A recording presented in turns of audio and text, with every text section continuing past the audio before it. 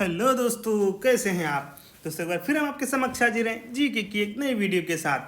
दोस्तों आज के इस वीडियो में हम आपके लिए लेकर आए हैं एनसीईआरटी हिस्ट्री बुक के बहुत ही महत्वपूर्ण चैप्टर सांस्कृतिक और सामाजिक सुधार आंदोलन के बारे में कुछ बहुत ही महत्वपूर्ण प्रश्न। तो आइए बढ़ते हैं अपने पहले प्रश्न की ओर। हमारा पहला प्रश्न है, ब्रह्म समाज का सिद्धांत किस पर आधारित है। सही जवाब हो जाएगा ऑप्शन बी, अद्वैतवाद पर। दोस्तों ब्रह्म समाज की स्थापना 20 अगस्त 1828 में राजा राम मोहन राय द्वारा कलकत्ता में की गई। इसे हिंदू धर्म का प्रथम सुधारवादी आंदोलन माना गया। ब्रह्म समाज को हिंदू धर्म का प्रथम सुधारवादी आंदोलन माना गया। ब्रह्म समाज का स्वरूप भारतीय था और इसे अद्वैतवादी हिंदुओं की संस्था कहा जाता था। राजा राम मोहन राय एकेश्वरवाद में विश्वास करते थे। उन्होंने मूर्ति पूजा एवं अवतारवाद का विरोध किया। उनके उपदेशों का सार सर्वधर्म संभाव था। बढ़ते हैं अगले प्रश्न की ओर। निम्न महापुरुषों में कौन भारतीय राष्ट्रवाद का जनक कहलाता है। भारतीय राष्ट्रवाद के जनक, सही जवाब हो जाएगा ऑप्शन बी, राजा राम मोहन राय। दोस्तों राजा राम मोहन राय को भारतीय पुनर्जागरण का पिता तथा भारतीय राष्ट्रवाद का जनक माना जाता है। इन्होंने तत्कालीन हिंदू समाज में व्याप्त बुराइयों को समाप्त करने के लिए 20 अगस्त 1828 को कलकत्ता में ब्रह्म समाज की स्थापना की। 20 अगस्त 1828 को कलकत्ता में ब्रह्म समाज की स्थापना हुई। मुगल शासक अकबर द्वितीय ने राजा राम मोहन राय को राजा की उपाधि प्रदान की। सामाजिक सुधार के क्षेत्र में राम मोहन राय के प्रयासों के फलस्वरूप लॉर्ड बेटिंग ने 1829 में सती प्रथा को प्रतिबंधित कर दिया। हमारा अगला प्रश्न है, प्रार्थना समाज का संस्थापक कौन था। सही जवाब हो जाएगा ऑप्शन सी, आत्माराम पांडुरंग। दोस्तों प्रार्थना समाज की स्थापना बंबई में केशव चंद्र सेन की प्रेरणा से 31 मार्च 1867 को हुई। इसके संस्थापक डॉक्टर आत्माराम पांडुरंग थे। प्रार्थना समाज के द्वारा विधवा विवाह, स्त्री शिक्षा, स्त्री पुरुष पुनर्विवाह की आयु में वृद्धि जैसे महत्वपूर्ण मुद्दे को उठाया गया तथा इसके द्वारा जाति प्रथा के भेदभाव को भी समाप्त करने का भीरू प्रयत्न किया गया। हमारा अगला प्रश्न है, स्वामी दयानंद सरस्वती ने आर्य समाज 1875 ईस्वी में की स्थापना कहाँ की। स्वामी दयानंद सरस्वती ने जो आर्य समाज की स्थापना 1875 ईस्वी में की वो कहाँ पर की। तो सही जवाब हो जाएगा ऑप्शन ए, बम्बई में। दोस्तों स्वामी दयानंद सरस्वती द्वारा 1875 ईस्वी में बम्बई में आर्य समाज की स्थापना की गई। बाद में 1877 ईस्वी में इसका मुख्यालय लाहौर बनाया गया। स्थापना हुई बम्बई में, बाद में मुख्यालय इसका लाहौर बनाया गया। आर्य समाज का मुख्य नारा था वेदों की ओर लौटो। उन्होंने अपने उपदेशों का प्रचार आगरा से आरंभ किया तथा झूठे धर्मों का खंडन करने के लिए पाखंड खंडिनी पताका फहराया। आर्य समाज ने छुआछूत जाति प्रथा का विरोध किया परंतु वर्ण व्यवस्था का समर्थन किया। हमारा अगला प्रश्न है, एमसी सीतलवाड़, बीएन राव तथा अल्लादी कृष्णस्वामी अय्यर प्रख्यात सदस्य थे। सही जवाब हो जाएगा option D, servants of India society के। दोस्तों भारत सेवक संघ या सर्वेंट्स ऑफ इंडिया सोसाइटी की स्थापना 1905 में पूना में गोपाल कृष्ण गोखले द्वारा की गई। दोस्तों तिथि याद रखिए, 1905 ईस्वी में पूना में की गई थी। एमसी सीतलवाड़, बीएन राव तथा अल्लादी कृष्णस्वामी अय्यर इसके प्रमुख सदस्य थे। गोखले का मानना था कि जब भारतीय शिक्षित होंगे तो ही उनका विकास होगा और साथ ही वह पश्चिमी शिक्षा प्रणाली से भी अत्यधिक प्रभावित थे। यद्यपि गांधी जी पश्चिमी शिक्षा प्रणाली के विचार से सहमत नहीं थे। बढ़ते हैं अगले प्रश्न की ओर। प्रश्न है, निम्नलिखित में से किसने 1872 ईस्वी में नेटिव मैरिज एक्ट को पारित कराने में महत्वपूर्ण भूमिका निभाई थी। सही जवाब हो जाएगा ऑप्शन सी, केशव चंद्र सेन। दोस्तों 1872 ईस्वी में केशव चंद्र सेन के प्रयासों द्वारा पारित नेटिव मैरिज एक्ट ब्रह्म विवाह में लड़कियों के विवाह की न्यूनतम आयु 14 वर्ष तथा लड़कों के लिए न्यूनतम 18 वर्ष निर्धारित की गई। इस अधिनियम द्वारा बहुपत्नी प्रथा को भी समाप्त कर दिया गया। दोस्तों वीडियो को लाइक, शेयर और चैनल को सब्सक्राइब करना बिल्कुल भी ना भूलें। हमारा अगला प्रश्न है, 19वीं सदी के प्रसिद्ध पारसी समाज सुधारक थे। सही जवाब हो जाएगा option D, Behramji M Malabari. दोस्तों 19वीं सदी के प्रसिद्ध पारसी समाज सुधारक बहराम जी एम मालाबारी थे। इन्होंने बाल विवाह के विरुद्ध तथा विधवा पुनर्विवाह के समर्थन में एक पत्र का संपादन किया। बहराम जी एम मालाबारी के प्रयत्नों के फलस्वरूप 1891 ईस्वी में बाल विवाह को प्रतिबंधित करने वाला एक प्रस्ताव लाया गया जिसे मालाबारी प्रस्ताव कहा जाता है। इसके परिणाम स्वरूप एक अधिसूचना पारित हुई जिसे आयु सम्मति अधिनियम कहा गया, जिसमें 12 वर्ष से कम आयु की कन्याओं के विवाह पर प्रतिबंध लगा दिया गया। बढ़ते हैं अगले प्रश्न की ओर। बहुजन समाज का संस्थापक कौन था। सही जवाब हो जाएगा ऑप्शन बी, मुकुंद राव पाटिल। दोस्तों बहुजन समाज की स्थापना 1910 ईस्वी में सतारा में ज्योतिबा फुले के विचारों से प्रेरित होकर मुकुंदराव पाटिल एवं शंकर राव जाधव ने की। इसका उद्देश्य मुख्यतः कांग्रेस तथा ब्राह्मणवाद का विरोध करना था। कोल्हापुर के साहू महाराज ने ब्राह्मण दरबारियों के साथ विवादों के कारण इस आंदोलन का समर्थन किया। हमारा अगला प्रश्न है, पिछड़े वर्गों का उत्थान किसका मुख्य उद्देश्य था?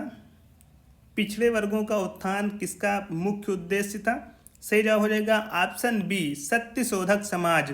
दोस्तों वर्ष 1873 में ज्योतिबा फुले ने पिछड़े वर्गों के उत्थान के लिए सत्यशोधक समाज की स्थापना की। इस आंदोलन का उद्देश्य दलितों एवं निम्न जाति के लोगों का कल्याण करना व उन्हें समाज की मुख्य धारा से जोड़ना था। इन्होंने स्त्रियों की स्थिति सुधारने और उनकी शिक्षा के लिए 1848 ईस्वी में एक स्कूल खोला। वे बाल विवाह विरोधी और विधवा पुनर्विवाह के समर्थक थे। हमारा अगला प्रश्न है, निम्नलिखित युग्मों में से कौन सुमेलित नहीं है? राजा राम मोहन राय ब्रह्म समाज, स्वामी दयानंद सरस्वती आर्य समाज, स्वामी विवेकानंद रामकृष्ण मिशन और महादेव गोविंद रानाडे थियोसॉफिकल सोसाइटी। तो दोस्तों सही जवाब हो जाएगा ऑप्शन डी, महादेव गोविंद रानाडे, जो कि थियोसॉफिकल सोसाइटी से संबंधित हैं। ये गलत है दोस्तों, महादेव गोविंद रानाडे थियोसॉफिकल सोसाइटी से नहीं बल्कि प्रार्थना समाज, जिसकी स्थापना हुई थी 1867 ईस्वी। रानाडे, महादेव गोविंद रानाडे प्रार्थना समाज से जुड़े थे, जबकि राजा राम मोहन राय ब्रह्म समाज, इसकी स्थापना 20 अगस्त 1828। स्वामी दयानंद सरस्वती आर्य समाज 1875 ईस्वी और स्वामी विवेकानंद ये रामकृष्ण मिशन से 1896-97 से जुड़े थे। हमारा अगला प्रश्न है, निम्नलिखित में से कौन एक सही सुमेलित है? सही जवाब हो जाएगा option D, servants of India society, स्थापना गोपाल कृष्ण गोखले। दोस्तों रानाडे के शिष्य गोपाल कृष्ण गोखले ने 1905 ईस्वी में सर्वेंट्स ऑफ इंडिया सोसाइटी की स्थापना की। देवेंद्रनाथ टैगोर ने 1839 ईस्वी में तत्वबोधिनी सभा की स्थापना की। तत्वबोधिनी सभा की स्थापना देवेंद्रनाथ टैगोर ने 1839 में की थी। 1839 तत्वबोधिनी सभा। भारतीय ब्रह्म समाज की स्थापना 1828 ईस्वी में राजा राम मोहन राय 1828 ईस्वी में राजा राम मोहन राय ने की थी तथा सत्यशोधक समाज की स्थापना 1875 ईस्वी में ज्योतिबा फुले ने की। हमारा अगला प्रश्न है, शारदा अधिनियम के अंतर्गत लड़कियों एवं लड़कों के विवाह की न्यूनतम आयु क्रमशः कितनी निर्धारित की गई थी? सही जवाब हो जाएगा ऑप्शन बी, 14 एवं 18। दोस्तों डॉक्टर हरविलास शारदा के प्रयासों से सन 1929 में बाल विवाह निरोधक अधिनियम शारदा एक्ट अस्तित्व में आया। इस अधिनियम के अनुसार लड़कियों के विवाह की न्यूनतम आयु सीमा 14 वर्ष एवं लड़कों की 18 वर्ष निर्धारित की गई। 1891 ईस्वी में ब्रिटिश सरकार ने एज ऑफ कंसेंट एक्ट पारित किया। अधिनियम के अनुसार 12 वर्ष से कम आयु की कन्याओं के विवाह पर प्रतिबंध लगा दिया गया। हमारा अगला प्रश्न है, निम्न में से किस वर्ग को सर्वप्रथम पश्चिमी सभ्यता ने प्रभावित किया? सही जवाब हो जाएगा ऑप्शन सी, शिक्षित हिंदू मध्यम वर्ग। दोस्तों सर्वप्रथम पश्चिमी सभ्यता ने शिक्षित हिंदू मध्यम वर्ग को प्रभावित किया। 19वीं सदी को भारत में धार्मिक और सामाजिक पुनर्जागरण की सदी माना गया। हीगल ने कहा है कि पुनर्जागरण के बिना कोई भी धर्म सुधार संभव नहीं है। आधुनिक सामाजिक धार्मिक आंदोलन नवीन पाश्चात्य समतावाद, वैज्ञानिक मानसिकतावाद, तर्कवाद और मानवतावाद पर आधारित था। बढ़ते हैं अगले प्रश्न की ओर।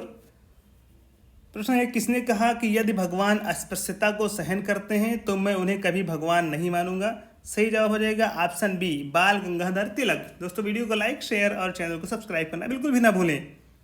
दोस्तों बाल गंगाधर तिलक स्वतंत्रता आंदोलन के एक सक्रिय नेता थे। इन्हें प्रायः लोकमान्य व भारत का बेताज बादशाह आदि नामों से भी जाना जाता था। तिलक अपनी राष्ट्रवादी गतिविधियों में हिंदू धार्मिक क्रियाकलापों को महत्वपूर्ण स्थान देते थे, परंतु वे अस्पृश्यता एवं जातिवाद के विरोधी थे। अस्पृश्यता उन्मूलन के लिए आयोजित एक कार्यक्रम में उन्होंने कहा था कि यदि भगवान अस्पृश्यता को सहन करें तो मैं भगवान को भी नहीं मानूंगा। हमारा अगला प्रश्न है, थियोसॉफिकल सोसाइटी की स्थापना किसने की? सही जवाब हो जाएगा option A, madam HP. Blavatsky. Madam HP. Blavatsky. दोस्तों 1875 ईस्वी में न्यूयॉर्क में एक रूसी महिला ब्लावत्स्की और अमेरिकी सैनिक अधिकारी कर्नल अलकाट द्वारा थियोसॉफिकल सोसाइटी की स्थापना की गई। इसके संस्थापक भारत में जनवरी 1879 में पहुंचे और उन्होंने 1882 में मद्रास के समीप अडियार में सोसाइटी का मुख्यालय स्थापित किया। हमारा अगला प्रश्न है, 19वीं शताब्दी के उत्तरार्ध में नव हिंदूवाद के सर्वश्रेष्ठ प्रतिनिधि थे। सही जवाब हो जाएगा ऑप्शन बी स्वामी विवेकानंद। दोस्तों नव हिंदूवाद के सर्वश्रेष्ठ प्रतिनिधि स्वामी विवेकानंद को माना जाता है। इन्होंने 1863 से 1902 तक रामकृष्ण परमहंस की शिक्षाओं को साकार करने तथा उसका प्रचार प्रसार करने तथा भारतीय दर्शन का साधारण भाषा में वर्णन करने का श्रेय जाता है। 1893 ईस्वी में वे शिकागो गए, जहां इन्होंने विश्व धर्म संसद वर्ल्ड पार्लियामेंट ऑफ रिलीजन में भारत की ओर से सनातन धर्म की व्याख्या की। हमारा अगला प्रश्न है, महाराष्ट्र के किस समाज सुधारक को लोकहितवादी कहा जाता था? सही जवाब हो जाएगा ऑप्शन डी गोपाल हरि देशमुख। दोस्तों वीडियो को लाइक शेयर और चैनल को सब्सक्राइब करना बिल्कुल ही ना भूलें।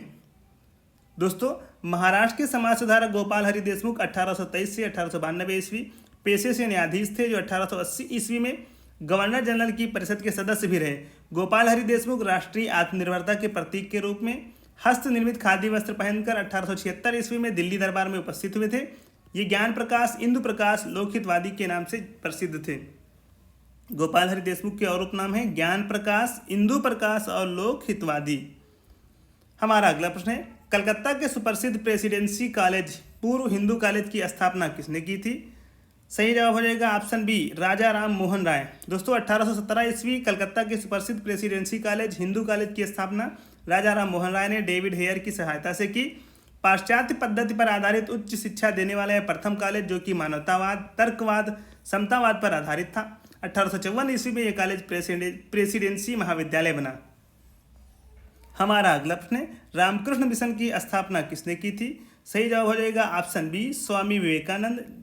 नरेंद्र दत्त इनका नाम, नरेंद्रनाथ दत्त इनका मूल नाम था। दोस्तों 1897 ईस्वी में स्वामी विवेकानंद ने रामकृष्ण मिशन की स्थापना की थी। सर्वप्रथम मठ की स्थापना कलकत्ता के समीप बारा नगर में की गई। तत्पश्चात वेल्लूर कलकत्ता में मिशन को स्थानांतरित किया गया। वर्ष 1899 में अल्मोड़ा के मायावती नामक स्थान पर वेलूर मठ की एक शाखा अद्वैत मठ की स्थापना की गई। हमारा अगला प्रश्न है, जो कि लास्ट प्रश्न है। दोस्तों प्रश्न है, राजा राम मोहन राय द्वारा स्थापित प्रथम संस्था थी? सही जवाब हो जाएगा ऑप्शन बी आत्मीय सभा। दोस्तों राजा राम मोहन राय ने वर्ष 1814-15 में कलकत्ता में आत्मीय सभा की स्थापना की। इस संस्था का उद्देश्य एकेश्वरवाद के मत का प्रचार करना और दर्शन एवं सामाजिक सुधारों पर चर्चा करना था। वर्ष 1823 तक यह सभा निष्क्रिय हो गई। 1839 में देवेंद्रनाथ टैगोर ने राजा राम मोहन राय के विचारों के प्रसार के लिए तत्वबोधिनी सभा की स्थापना की। तो दोस्तों ये थे सांस्कृतिक और सामाजिक सुधार आंदोलन से रिलेटेड कुछ बहुत ही महत्वपूर्ण प्रश्न, जो कि NCERT बुक से लिए गए थे। दोस्तों वीडियो को लाइक करें, शेयर करें और अगर आप चैनल पर नए हैं तो चैनल को सब्सक्राइब करना बिल्कुल भी ना भूलें। आज के इस वीडियो में बस इतना ही। जल्द ही आपसे मुलाकात होगी एक नई वीडियो के साथ। धन्यवाद।